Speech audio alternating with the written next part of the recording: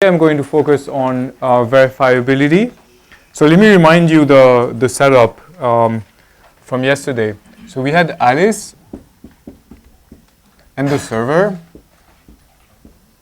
And I had simplified the problem so that Alice's input is just a classical n-bit string. And there's a universal circuit that everyone knows about, which is just written there in the background. It has T gates. And so that input captures both Alice's input and a classical description of a quantum circuit that she wants executed, but she's going to do that through the universal circuit. And so what she did is that she first created a state phi, which is just a quantum state that's associated with this string, and then she encoded it. So she chooses uniformly at random two n-bit strings. That's the one-time pad keys. And then she encodes phi into a state psi, which is applying an x and a z, depending on a and b on each of the qubits of x independently. And then she sends psi to the server. The most basic scheme that we saw, the server just acted as a memory, so it just stores psi. And then for each of the steps of the computation, Alice requests the 1 or 2 qubits on which the Tth gate of the universal circuit acts from the server. So the server would send back qubits It and Jt. So these are such that the gate Ut acts on It and Jt. So these are the indices of the qubits. So it gets the qubits, and then Alice applies the gate herself. So she decodes the one-time pad keys on these 2 qubits, then she applies the Tth gate, then she re-encodes using some fresh keys, re-encode, and sends back the qubits to the server that's acting just as a memory. And at the end, she'd ask for the output qubit and measure it. Right? So all of that we saw yesterday is just to remind you. And then we saw how to improve a little bit on that scheme by offloading the computation to the server. So here Alice only needs a 2-qubit memory, which she still has to apply the gates. We saw how the server could actually apply these gates on top of the one-time pad. And then using some tricks, Alice was able to keep track of her one-time pad keys throughout the computation. Right? So this achieved blind delegation. Today I want to talk about verifiability, which in some senses is the more interesting part of the problem, because here you're really asking, is it possible for Alice using a small computer? So today we're going to do a constant size quantum computer for her. There's going to be a bit more than 2 qubits, but it's not going to depend on the size of the computation. Is it possible using a small computer to verify that a larger computer is doing the right thing? And as yesterday, I'm going to do that for a simpler problem first, which is just going to be the problem of asking for a server to store a large or arbitrarily large quantum state in the way that we can recover some qubits of that state and make sure that the server has indeed stored it and not done anything to them, right? Because in this scheme, if the server wants to throw away my qubits and give me some different ones or perform some operations that it's not supposed to do, I have no way to test it. Right? So the goal for today is to use something called authentication in order to test the qubits. And the only step that's going to change in that picture over here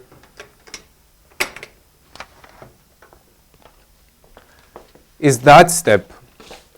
So once we've set up authentication, then instead of just decoding the qubits that we receive, we'll decode plus check. And this check is going to be designed to enforce that the qubits have not changed.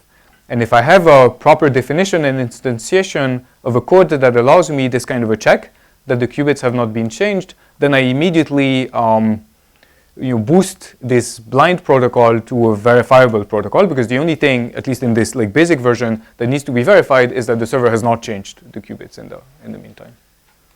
So that's what I want to do, and then after that, we can also start thinking about, well, is it still possible to offload the computation to the server with this new type of code?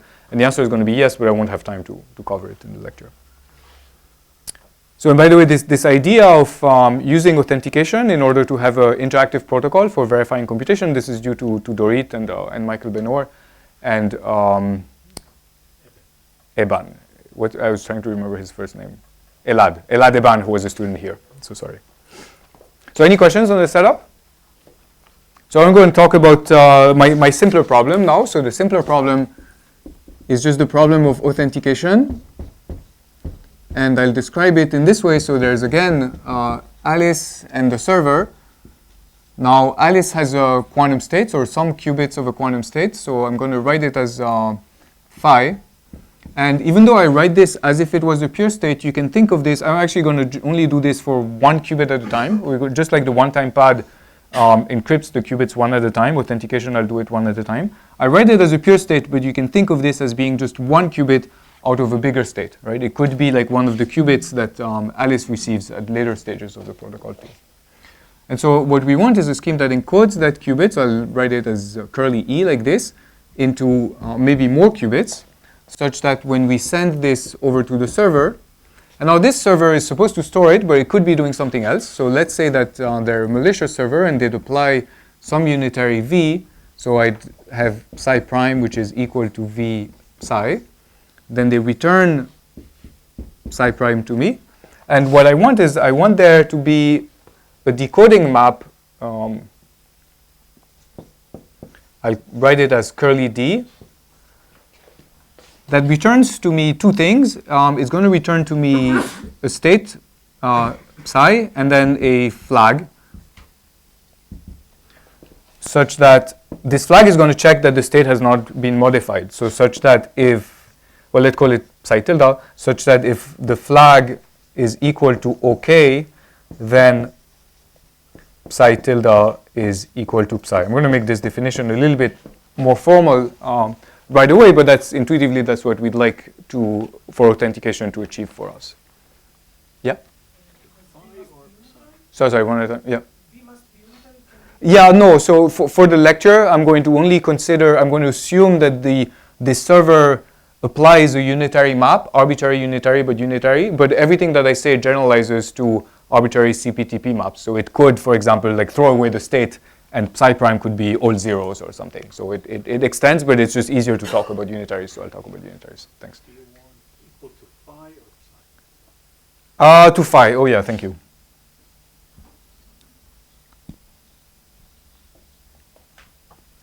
Yeah. Okay. So let me, okay, I'm out of boards.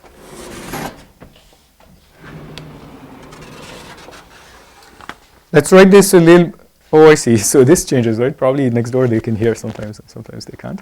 Okay, so let's do this a little bit more precisely. So a quantum within and I'm going to look at just one qubit quantum authentication code is two maps. So E, which is a map that takes, I'm going to use, this is for density matrices on one qubit, right? And then it's going to take a key. So there's a certain key space. The key is just a classical thing. So this map is parameterized by the key here, EK and DK. And then it returns a larger state, so density matrix on, let's say, n qubits. And then I want a decoding map, D. This decoding map takes as input something that's the size of the encoded state, so it's n qubits, and the key. And it returns two things. One is going to be a state on one qubit, and the other is a flag. And this flag is going to be either OK, so which means I accept, or reject, which means I reject. Okay. Such that I'd like two things to be to hold. One is that this scheme is a correct scheme. So if everything goes as planned, then I recover the original qubit. So that's correctness. So correct. For every state phi, for every key, it should be that when I encode my qubit phi, and then I decode it right away, then I should obtain the original state and an OK flag. Yeah? What's written after the epsilon? Oh, it's E. Oh, density. Yeah, I didn't completely define the notation, but this is Yeah, well, you could, yeah, it's just density matrices on one qubit. So it takes as input a density matrix. I'm writing it with pure states, but I could write it using density matrices. So it takes as input the density matrix, it returns a bigger state, and then the decoding map goes in the other direction. I'm going to construct such a thing so you'll see concretely what it looks like. I think the marker's getting tired. Yeah. But this one is crap.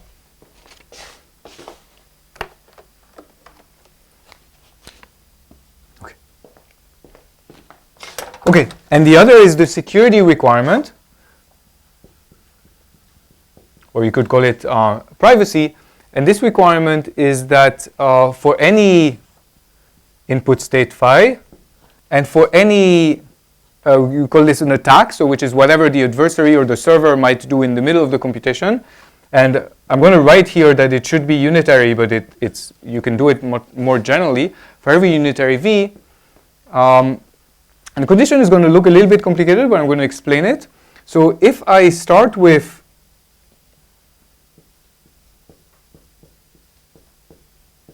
okay, I encoded my state.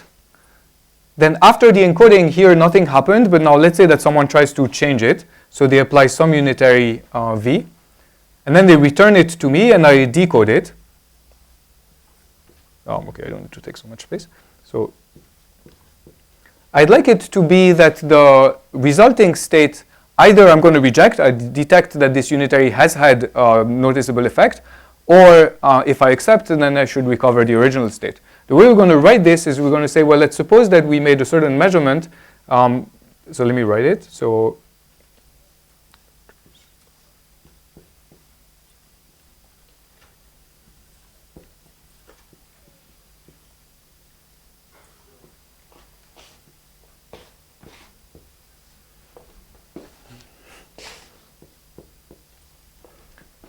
okay, so what I did is I made a measurement on the result of this decoding operation, and I'd like the outcome of that measurement, well, that particular measurement to return, measurement outcome to occur with probability less than epsilon. Let me say what this projection is, because then I will be able to explain what's going on.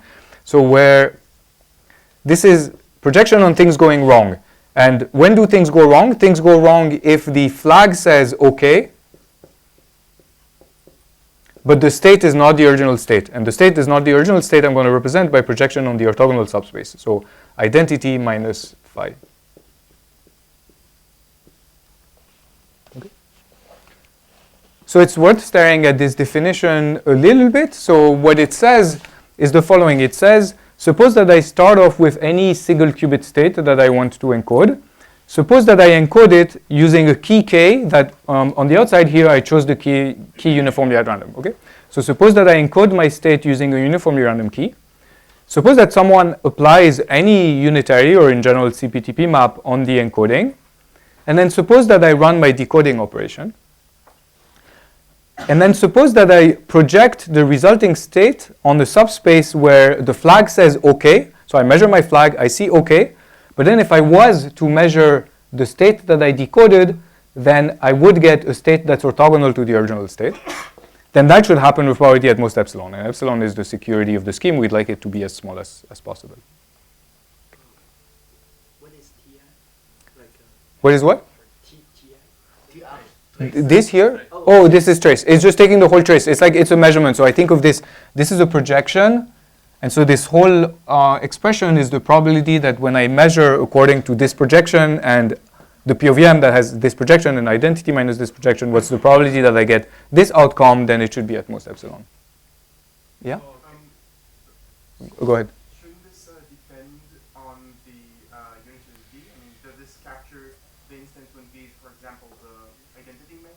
Yeah, it does. So V being the identity is a good example. So if V is the identity, I can use this requirement. If my scheme satisfies this requirement, it says that when V is the identity, the result of applying encoding followed by decoding is always going to be the original state followed by an OK flag.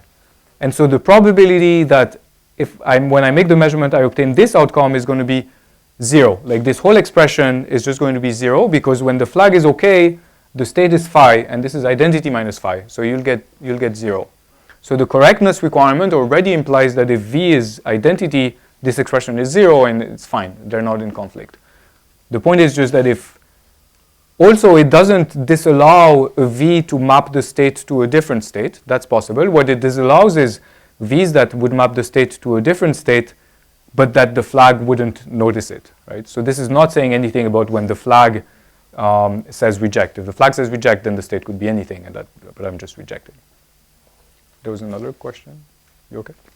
Yeah? Is it possible to reach a stronger security notion that whatever the state the server sends back, it is secure in this definition? Well, no, because, sorry, what do you mean? So the question is, could we have a stronger notion such that whatever the server sends back, then what? It is still satisfied the security. It just, maybe the server does not have any a V, like a operator V, but it just for some state itself. Yeah, it could do that. So I didn't understand the question. V is very tiny movement. No, I think V could be anything. The security. question was about maybe CPTP, the more general thing than unitary. Yeah, the same definition applies. I just didn't write it because I'm not sure everyone has seen the formalism of CPTP maps. But I could write here for every CPTP T and put T there, and the same thing holds. Is that, write the security notion as for all phi and for all like psi prime state or distinct matrix. This security therefore just replace the V operate on this.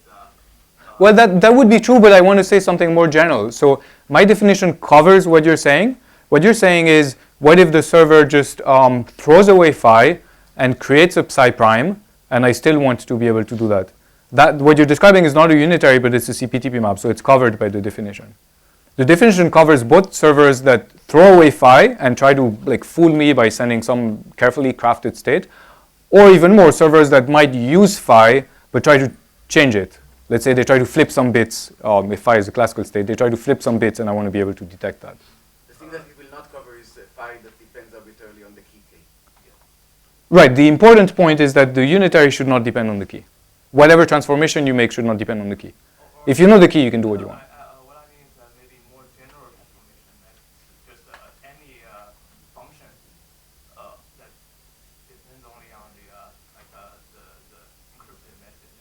That's exactly. Well, that's the case, except the only restriction is any function that can be implemented on a arbitrarily powerful quantum computer. So any function that's allowed by quantum mechanics. So if you start doing nonlinear things, like if you say, well, I want to square the amplitudes of this state or something, then okay, that's not allowed. But any linear map that adds qubits, throws away qubits, anything, that's allowed. Everything is allowed. Okay, thanks. Yeah. Definition about E is dense. Which E? This E or? Expectational. That's just this E? No, the definition. Oh, here? Yeah, to something, another K after right. No, another K where? Here? Yes. No. No. I'm confusing about this DK composed EK. Uh-huh. Maybe why the K is subscript and not even. That's why Oh, yeah, sorry. So, yeah, DK, this EK is the restriction of the map E when the second argument is flipped, is hard-coded to K. I used, yeah, sorry, it's standard, well, I used this for this, right? Yeah, sorry about that. Okay. Yeah? I'm just wondering, it seems ambitious to try and do this for all phi. Like, couldn't Alice for each phi cook up the scheme? Wouldn't it be more? No, I want it for every phi. The reason I want it for every phi is because, did I erase the way we're going to use this is as a building block for the delegation protocol. And in the delegation protocol, if you remember, at some points in the protocol, Alice receives from the server 1 or 2 qubits of a very complicated state. This state is the intermediate state in the computation. She doesn't know what the qubits are. She still should be able to decode, check, re-encode without having any idea what phi is. Phi is in the middle of some complicated state. Yeah. Okay, maybe one last question and then I'll continue. Yeah. So classically, there's also the condition of unforgeability Uh, for an authentication code, okay. that it cannot be Um, okay, I'm not putting that here. Someone could impersonate Alice? So, well, it cannot, it's sort of, this is an analog of unforgeability in the sense I could phrase this as, okay, so this is for someone who knows classical crypto, but this is a quantum analog of message authentication codes. And this expression is the quantum formulation of success probability in the security game, the one-time unforgeability security game, where you can think of this here as the pair of the message and the tag that's given to the adversary, and the adversary is trying to perform an operation such that when you verify the new pair, then you'd obtain a valid pair, okay, but the message has been changed. It's orthogonal to the original message. So a one-time secure mark is going to satisfy this definition as long as you force everything to be classical. Just think of this map, E, as returning the pair of the message and the tag. What's interesting is that quantum authentication implies encryption, whereas of course, authentication codes don't imply encryption. But. That B is to check correctness? Yeah, and to decode. It does both at the same time. So it returns a state that's supposed to be the original state and a tag that says, well, yes, I did recover the original state or I didn't. What's important is that, I mean, this map, what's special about this is that, is what Arthur was saying, I mean, these maps don't depend on the state phi, right? So I'm able to check that this encoding of phi has not been modified without remembering what phi is, right? The only thing I'm remembering is what the key is, which is classical information. So let me, Is there any intuition for what the E is? You will show it. yeah, let me give you a construction and maybe it'll clear up some of the questions if I give you a construction. So there's multiple constructions of such things. I'm going to do one that I think is reasonably intuitive and it's also not hard to analyze, so I think I can give you the analysis. That's what I want to do in the remaining time. Tell you what the authentication code is and how do you analyze it. Okay. So it's called the one I'm going to give you is called the trap code. And maybe I'm going to draw it on the picture and then I'll set things up as I draw the picture. So I'm going to write it as a circuit and explain how you authenticate your single qubit state. So the single qubit state is here. And there's going to be 3 steps. At the first step, you're going to use an error correcting code, E, that encodes this qubit using some distance d. So I'm going to take E to be a quantum error correcting code with distance d. D is going to be part of my security parameter. The larger the d, the more secure the scheme, but the more qubits I'm going to need for encoding. And so let's say that this error correcting code encodes 1 qubit into 3D qubits, for example. Okay, so we can construct such things. We saw them in the lecture on Sunday. Okay, so that's the first step. I just encode it using error correction. Then I'm going to use what gives the code its name, traps. So I'm going to add here wires that are initialized in 0, and there's going to be also 3D of them, and some more wires that are initialized in the plus state, and there's also going to be 3D of them. Okay? So I took my phi, I pass it through a quantum error correcting code, I add some 0 qubits, some plus qubits, they're just ordered like this. Then 2 more, that's the first step. Then 2 more steps. The next step is I'm going to permute everything. So here, pi is a permutation that's chosen at random of, I'm going to call this n equals 9d qubits. So it's going to be part of my key. I choose this permutation at random, and then that's the second step. And then the last step is I encrypt everything using a one-time pad. So I'm going to, here there's my 9D wires. And quantum one-time pad using some keys A and B. Each of them is a n-bit string. Okay, so the whole combination of all these things, that's my map EK, where the key K is 2 things, the one-time pad keys and the permutation pi. Okay? So it's like I did what we did yesterday, the one-time pad, except that before I did something pretty complicated where I take just one qubit, I encode it, and then I add zeros and pluses. So the name of the EK is transfer. Sorry? So the name of the EK is transfer. What do you call the name of the EK? Oh, the name of this is authentication code is called the trap code. Yeah. That's the encoding map, and the decoding map is the natural thing. So I'm going to write it right next to it here. Decoding would so the adversary now or the server can apply an arbitrary unitary here, and then to decode I would just undo the one-time pad keys. So that's going to be the same thing, QOTP inverse. I would undo the permutation pi inverse. And then I would do the natural checks, which is that I'd do the code check here, check that I get a code word that's in the code space, and then I would measure on 0 and check that these traps have not been changed, and then here I would measure in the Hadamard basis and check that these traps have not been changed. Okay? So decoding operation undoes the one-time pad, undoes the permutation, does all these checks. If any of the check fails, it says I'm rejecting, and if the checks accept, then it just decodes. So decode here, and then you'd get the state phi outcome. Just to clarify, we're talking about storage now, right? Only about storage. Yeah.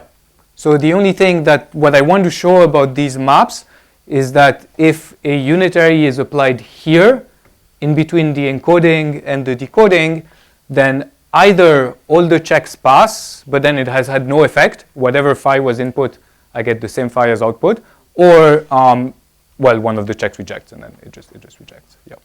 So later, I won't have time to cover this, but then later you'd want to ask, well, is it possible to act in the server space, which is here, in a way that implements a computation directly on the logical encoded state phi? And that's possible for certain gates, not for others, just like we saw yesterday, and I'm not going to go there.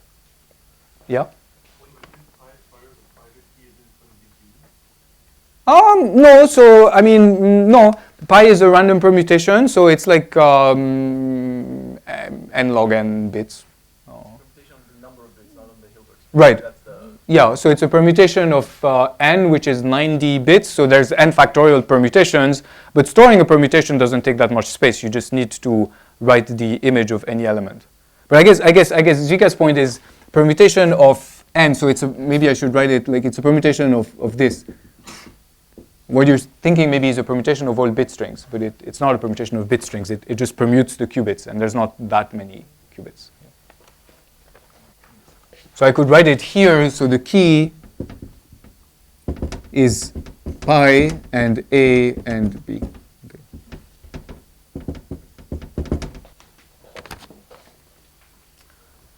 Okay. So I want to argue security of this, and I'm going to do it in 2 steps. So the claim is like this, or maybe it's a lemma. So lemma, the trap code is on epsilon, and I think what we're going to get in the end, I think you can do better, but I'll get this d by 2 quantum authentication code. So let's show this. I'm going to do the proof in 2 steps. The first step is I'll analyze a simpler kind of attacks V that the server could do and rule them out, and then we'll do the general case afterward. So the first step is going to be, suppose that the attack, so this V that's applied in the middle of encoding and decoding in the definition, V is a Pauli operator. So which means that it has the form, it acts individually on the qubits, and it looks like maybe it's an X on the Z, on the first qubit, then the Z maybe, then maybe it's a Y, then maybe it's identity, then it's something like this, and it acts on the n qubits. Okay, and then I'm going to make some arguments for why this is going to be detected if it has a non-trivial effect. And the argument is going to be based on the case analysis depending on how many non-trivial Paulis are there in V. So I'm going to call this the weight of V.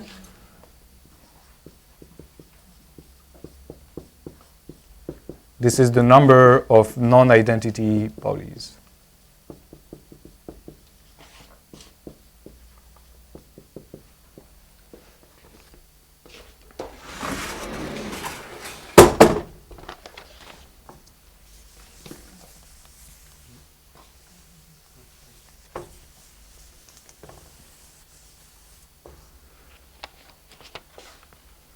Okay, so this case is actually pretty simple to analyze. So what we're doing is that we're putting this attack V here, and this attack V has the effect, maybe this is what the server is trying to do, it's just trying to apply a few polys, like here, in a way that we wouldn't notice that these have been applied, but maybe, but that has a non-trivial effect on the state phi, so maybe it flips phi or something like that, right? And I want to rule this out. So there's two cases. So the case one is in the case where the weight of V, so the total number of polys, is less than the distance of the code D. So in this case, I claim that the attack is not, has no effect on phi. So has no. Okay. The reason is that, so let's see what happens to this when I pull it back through my encoding scheme there. So the one-time pad is going to change these things maybe, but they'll pass over there. The permutation is going to permute them, but if there were at most D non-trivial operators here there's our most D non-trivial operators, here the permutation is not going to increase the weight, so there's our at most D non-trivial operators, which means that in particular in this region, there's at most D of them, which means that in the end, the effect of this attack, in the worst case, is going to be to flip or act on at most D of the qubits of my encoded word here. But if this code has distance larger than D, then these errors are going to be corrected. Maybe you need the 2D or like... No, less than, it's not correcting, it's just... Oh, D over 2, yeah. Oh, I just need to detect, yeah, but I just said distance D, and so it's not clear that I can detect. But can you always detect this? Are you saying if it is a valid code word? Yeah, that's true. So, yeah, okay, fine, okay. So because I did include as part of my, here, a code check. And so if there's less than D errors, I can't map a valid code word to another valid code word, and so this is going to reject. So for that step, we didn't need any of that stuff, right? So for a low weight attack, I could just have been, my authentication could have just been this encoding step, and then that's it. They didn't have to be Pauli. I didn't have to. Yeah, you're right. It didn't have to be Pauli. I was just worried that if it's not Pauli, maybe this or that is going to amplify the weight, but it's not. So yeah. Okay, so the second state is the weight is larger than D, and then the claim is going to be that maybe this changes the state, maybe it doesn't, but I'm going to detect it. So then I'm going to reject with high probability. I'm going to compute what's the probability that I reject. The reason is that we do the same argument as before. Is the weight is bigger than D here, then it's also bigger than D here, and this is a random permutation that is chosen at random independently of the attack. So we're using that the attack doesn't depend on the key to say that this weight larger than D operator here is distributed uniformly, is distributed at random here. So if it has weight larger than D, then it means that it has at least D by 2 X or Z. Well, it could also be X, Z. Okay. Okay, let me just do all the cases. So X or Z or Y. So it has at least D by 3 X or Z or Y. So let's say that it has at least D by 3 X. If it has D by 3 X, any X that acts on these wires here is going to be detected because X flips the 0. And so when I check my zeros at the end, I'm going to notice it. So what's the probability that my D by 3 X's don't land in this 1/3 of the qubits here? So, okay. So suppose that it has D by 3 X's, for example, then the probability that this is not detected is going to be less than, for it to be not detected, all of them have to fall outside, so that happens with probability 2/3 raised to the d by 3. I think my d by 2 there maybe will be a d by 3 because I'm doing a bit of sloppy analysis, but yeah. And so I could do the other cases in the same. The idea is just that if they are applying too many Paulis here, then this becomes too many Paulis here, which becomes too many Paulis here. The problem is that because they don't know pi, they don't have a control of where these Paulis land. They'd like the Paulis to land here because they want to flip the phi, but because they don't know the permutation, if some Paulis, non-trivial number of Paulis lands here, also some non-trivial number lands here and some non-trivial lands here. And they can't control where they land. The problem is that if they land here or there, I'm going to detect it later when I check that my traps have not been flipped. The fact that the Paulis change when they go through the one-time pad? They actually don't change when they go through the one-time pad because what I should be doing is showing you both pictures, and I'm actually conjugating by the one-time pad So, and conjugating by the permutation. oh, that's a plus, that's not a 1. Okay, fine, yes. Oh yes, it's important that it's the plus. Could be a minus, but it's important that it's not a 1. Yeah. So z's will flip these, and x's will flip those, and y's will flip both. So. No? Okay. Yeah? What happens in the worst case if all the Paulis flip the first step? Oh, that's okay. So if I see. That might happen. So let's say that my operator here has weight 3D. Okay, it might happen that all the 3D land here. And so with 3D operators, I can definitely have a logical error.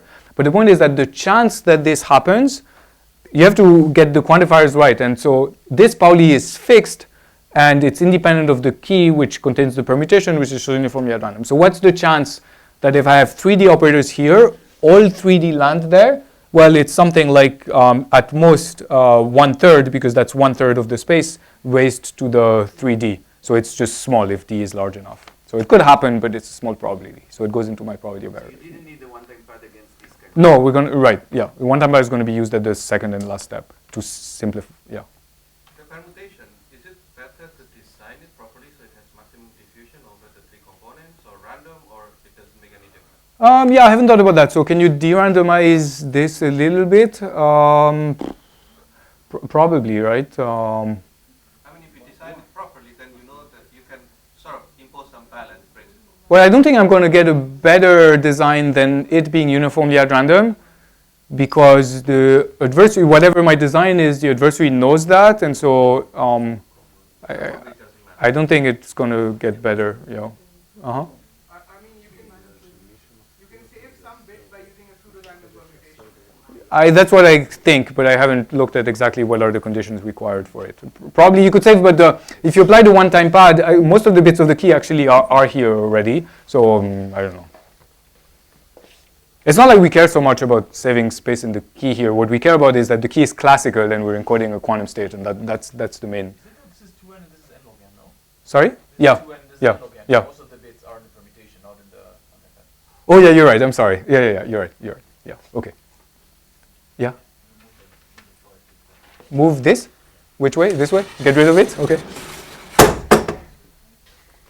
Okay, so that was the first step of the proof, right? This first step of the proof is pretty easy because we are really restricting to very special things that the adversary might be doing. And so these special things, I understand very well how they go through my encoding scheme.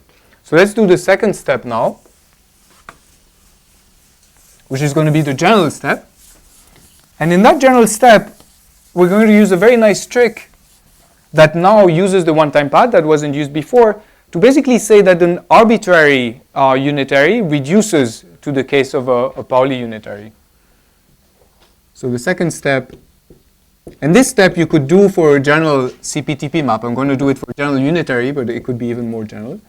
So general unitary. Okay. And here I'm going to give you a lemma that I won't have time to prove, but it's the key lemma here. The lemma says the following. It says that for any unitary, in fact it would be for any matrix, but for any unitary V on here it's acting on n qubits, there exists a set of coefficients. So these coefficients, they're alpha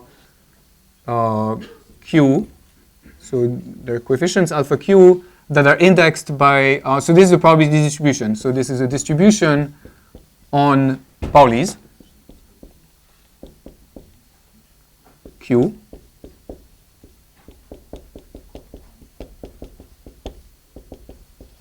such that the following holds, such that for every density ρ, so this is ρ is a density matrix on n qubits, it holds that if I apply my one-time pad, so did I introduce, yeah, so I have notation for the one-time pad, let me use it there. So if I apply, I'm going to write it like this, quantum one-time pad with keys A and B to the state ρ. Okay, so I encode the state ρ. Then I apply an arbitrary unitary to it, so I conjugate with that unitary, and then I undo the one-time pad.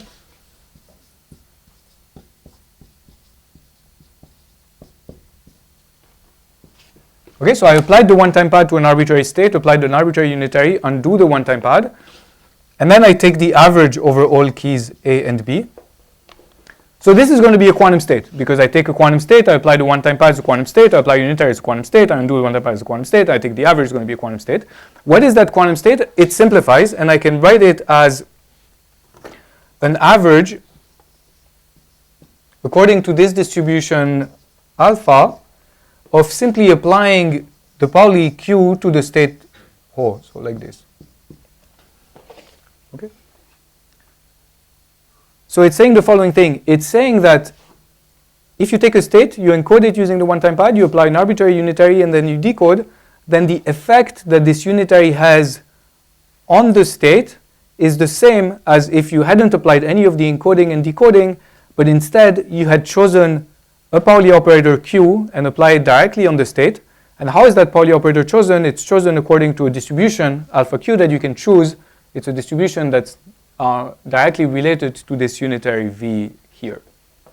Okay? So it's called Pauli twirl, this lemma, and it's a general technique that's used in quantum cryptography to reduce the case of an arbitrary attack to an attack that's just a tensor product of Pauli operators, by forcing the attacked to act on the outside of a one-time pad encoded state. So the classical analog would be that if you encode something with a one-time pad and you have any modification for it, it's just a distribution over exos, over shifts or something? Yeah, which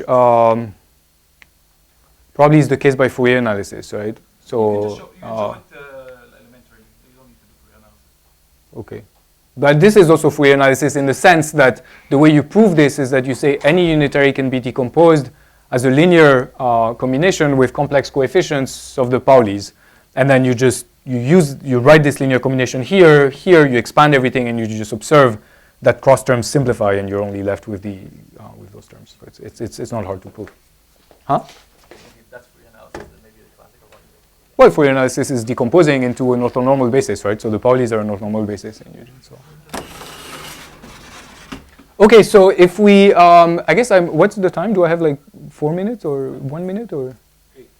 8 minutes, okay, well, we'll flush today. So, okay, so anyways, we're arriving towards the end, so this is good. So I'm not proving the lemma, but it's not hard. It might be based on Fourier analysis or maybe not. So, but once we have it, then we can go back to our picture, and so now we're trying to analyze the general case, right? So the general case is my adversary doesn't do Paulis here, they do something arbitrary. So they apply a unitary, and even it could be more complicated than the unitary in the middle. And I'm interested in understanding what the effect of that unitary has when it's applied on an encoded authenticated state and after I do the decoding. Okay? What the lemma says is that if you just look at this now, which is the conjugation of the unitary, so this is what? This is taking a state, applying the one-time pad, applying a unitary, undoing the one-time pad. Okay? The lemma says that provided I choose the one-time pad keys uniformly at random independent of the unitary, which is the case because these one-time pad keys are the keys of my scheme, this whole thing here simplifies. So watch out, I'm going to erase. So it simplifies to something that is a distribution over Paulis. So it's going to be a distribution over these Q operators that are over there, which look something like this, which act directly here. But we already analyzed these kinds of attacks, and we did two cases. Either in that distribution there are operators that have small weight, and these small weight operators have no effect, so it doesn't matter. Or they have high weight, and the ones that have high weight are going to be detected. And so the point is that whatever this distribution is, there's no way to make it so that it actually changes the state phi but is not detected, because we just ruled that out before.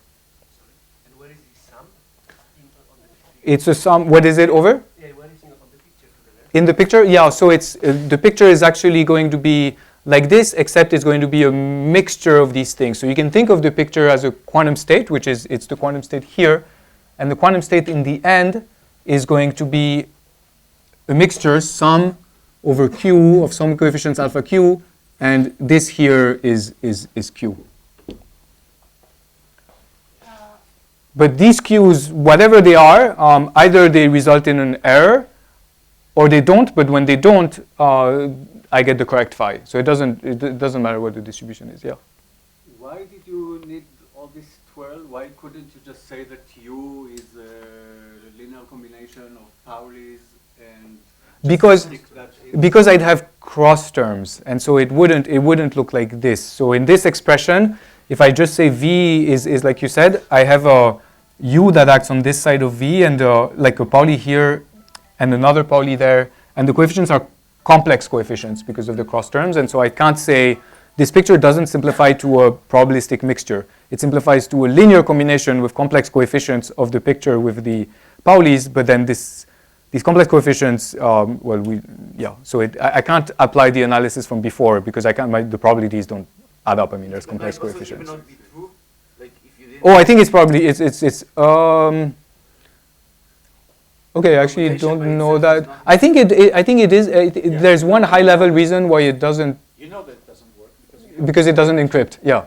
So there's a general theorem that says that you can't achieve authentication if you don't have encryption. It does not encrypt?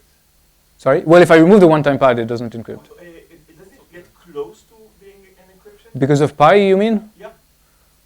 So there's a recent, where's, it's not to the, I mean, the code definitely doesn't encrypt. The code is public, but there's pi, yeah. There's pi. And Yeah. there's a recent result that shows that if you take a bit and encrypt to classical long string, is Yahoo here, then it gets closer to an encryption scheme. So it's not Okay. perfect, not perfect secrecy, but you get like exponentially close to perfect secrecy. So I'm not sure if it's Okay, so that's a research problem, or maybe someone solved it already. So maybe the one-time pad is not needed. Okay, if you choose D large enough. Let me wrap up. Do I have 2 minutes or? Okay, I just wanted to wrap up. We can talk about this more. So that's it anyway. So I'm done with I wanted to mention if just open questions or further things that are known about this. So just to conclude, one interesting open question, I think, is Dorit here? Or, okay, so one question about these schemes that's not solved is the question of fault tolerance. So it's kind of interesting to try to do delegation when Alice has a small quantum computer, but that quantum computer could be noisy, because if you think of the noise as being adversarial, it can mess up with all these codes. And so it's open whether you can achieve this kind of verification in the case where there's errors at Alice's side. I wanted to mention that there's alternate schemes to do this. There's a scheme by Broadbent, Fitzsimmons, and Kashifi that's not in the circuit model. This is delegation in the circuit model that uses measurement-based quantum computation, for those of you who are interested. There's also schemes, someone pointed this out to me yesterday, and it's known based on what Sandy was explaining. So you could say, well, let me, here's one way to do verification that's completely different for this. You'd ask the server to do the computation, and then prepare history state for the Hamiltonian that's associated to the computation.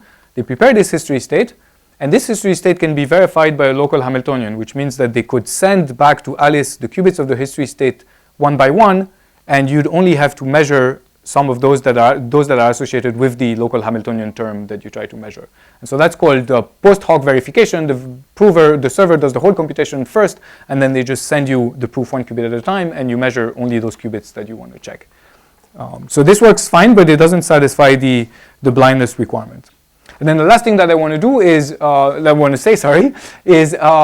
we'd like to do is have delegation schemes where Alice is entirely classical. So far she needs a constant size quantum computer, right? This D parameter that needs to be chosen to log 1 over epsilon, where epsilon is your security. There's two ways that are known how to do that. One is by using a classical Alice that interacts with a pair of quantum servers, and that uses entanglement, and I'll talk about that on Thursday. And the other way that's known how to do it is if you start making computational assumptions. And so if you assume that certain problems are hard, even for quantum computers, such as the learning of errors problem, then you can achieve delegation with classical verifier, but I'm not going to talk about that. I think now I'm really over time, so I should stop. Sorry.